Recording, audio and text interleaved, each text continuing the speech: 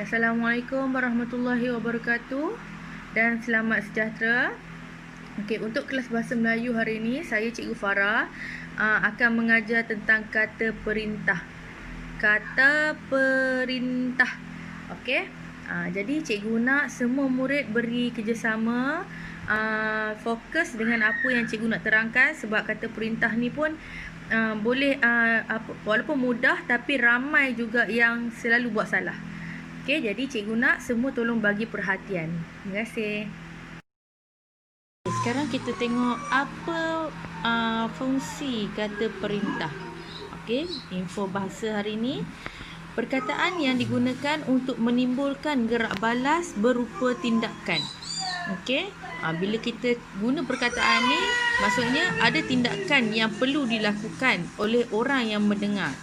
Okey, perlu tindakan. Kita tengok ada beberapa kategori ataupun beberapa pecahan untuk kata perintah ni. Kata perintah ni boleh digunakan untuk suruhan, kita nak suruh orang tu buat apa. Larangan, kita tak nak orang tu buat apa. Okey, silaan, kita nak jemput orang tu, dan juga permintaan, maksudnya kita nak mohon bantuan. Okey, jadi kata perintah ni ada 4 kategori ni. Sekarang kita boleh tengok contoh kata perintah. Ini kategori dia. Kejap lagi kita tengok contoh kata perintah. Okey, kita tengok contoh kata perintah. Kalau suruhan, tolong. Kalau permintaan, minta, harap. Kita nak minta orang tu buat sesuatu, jadi kita minta dan kita harap orang tu buat. Silaan, kita jemput dia, sila, dijemput. Okey. Kalau larangan, kita tak nak orang tu buat, kita kata jangan dan juga usah. Lebih kurang je maksud dia jangan dan usah tu, tapi ada fungsi penggunaan dia. Dia tak boleh nak guna sebarangan suka-suka hati. Dia ada ayat-ayat dia yang bersesuaian. Okey. Seterusnya. Okey, contoh dalam ayat pula. Okey, tadi contoh kan. Sekarang contoh dalam ayat. Tengok suruhan. Yang pertama tadi dia kata apa? Tolong kan? Suruhan kan? Tolong. Kita nak minta tolong. Kita nak suruh orang tu buat. Jadi kita kata, tolong kembalikan buku saya. Awak mesti selalu guna, betul tak? Tolong angkat barang itu. Jadi kita menggunakan perkataan tolong. Tolong itu merupakan kata perintah. Okey. Kalau permintaan pula, minta semua murid bersedia. Minta semua murid berdiri. Kan? Selalu kan? Dengar kan?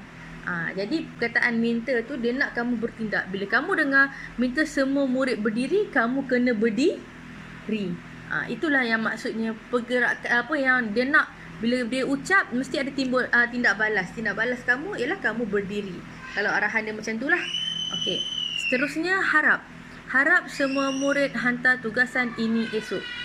Cikgu selalu cakap macam tu kan? Jadi awak kena siapkan tugasan awak, awak kena bertindak siapkan tugasan awak dan hantar pada keesokan harinya.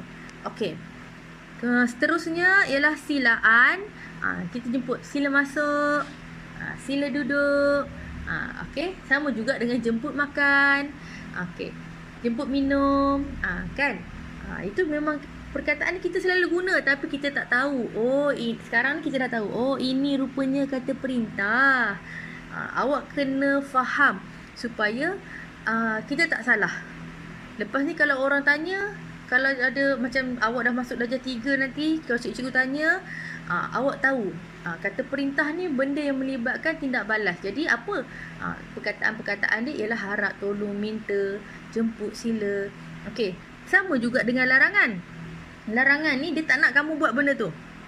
Okey, jangan, usah. Okey, jangan, ayat dia macam mana? Jangan berdiri di situ. Jangan berlari di kawasan sekolah kecuali di padang. Contoh. Okey, jangan bising. Okey. Dan satu lagi ialah usah. Usah kamu fikirkan hal itu lagi. Usah kamu tangisi tentang hal itu lagi. Dia ada penggunaan-penggunaan dia. Dia bukan boleh main suka-suka hati je kita nak guna, ya. Okey. Jadi ini ialah contoh ayat menggunakan kata perintah.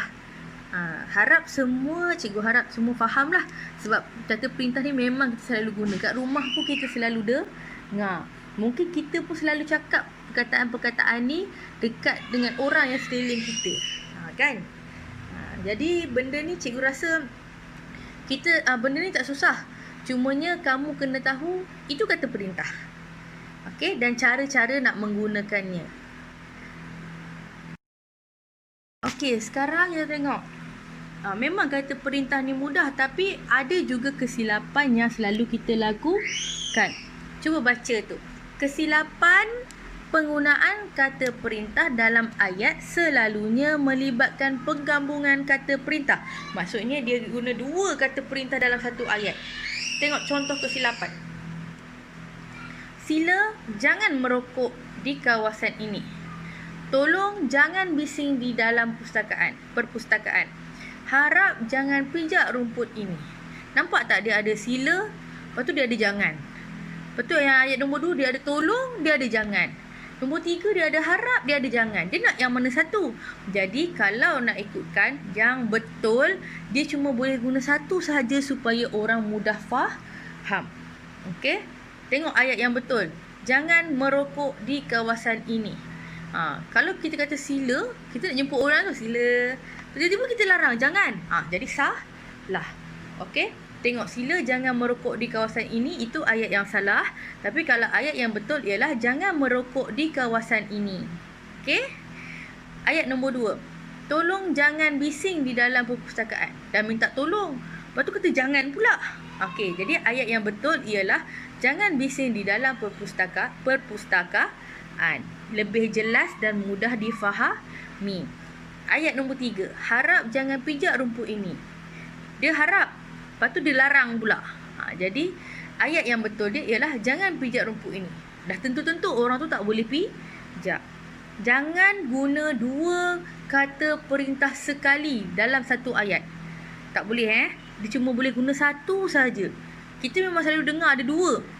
Kadang-kadang kalau orang cakap, kadang-kadang kita dengar macam ada dua. Tolonglah jangan. Tolonglah orang kata kan. Tapi sebenarnya pilih satu saja. Jangan macam tu. Jangan buat itu. Jangan buat ini. Jangan tolonglah. Jangan. Itu salah ya. Guna satu sahaja kata perintah. Cikgu harap tak ada siapa-siapa akan ulang kesilapan ini. Kesilapan ni memang salah. Memang jangan ulang. Buat yang betul. Biasakan yang betul. Okey? Okey, selain daripada kita ambil tahu tentang kesilapan yang selalu kita gunakan dalam ayat yang melibatkan kata perintah, sekarang ni kita kena ambil juga tahu tentang penggunaan kata kerja dalam ayat kata perintah. Okey?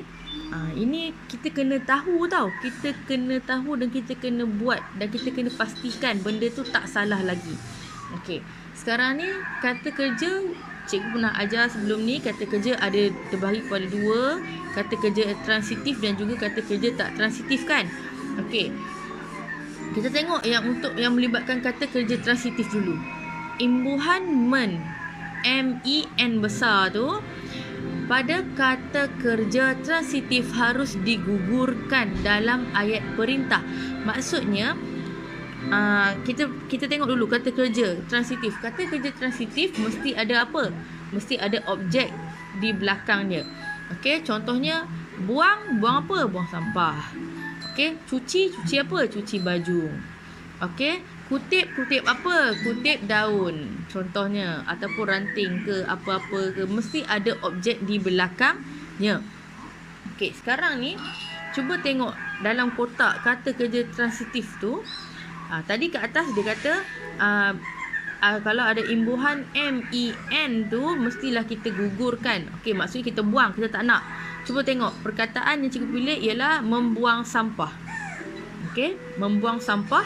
Jadi bila dikata kita buang imbuhan awalan tu, jadi kita buang tinggallah buang sampah saja. Kalau untuk ayat perintah yang betul ialah jangan buang sampah merata-rata. Bukan jangan membuang sampah merata-rata. Salah tu. Okey, jangan buang sampah merata-rata. Okey, tengok contoh yang kedua. Mencuci baju. Okey, ingat imbuhan MEN tu kita kena gugurkan, kita kena buang. Jadi kita jangan ambil MEN tu, kita ambil cuci baju sahaja. Jadi tolong cuci baju itu. Rasa pelik kalau kita guna tolong mencuci baju itu, kita dengar pun kita tahu, oh ni salah ni.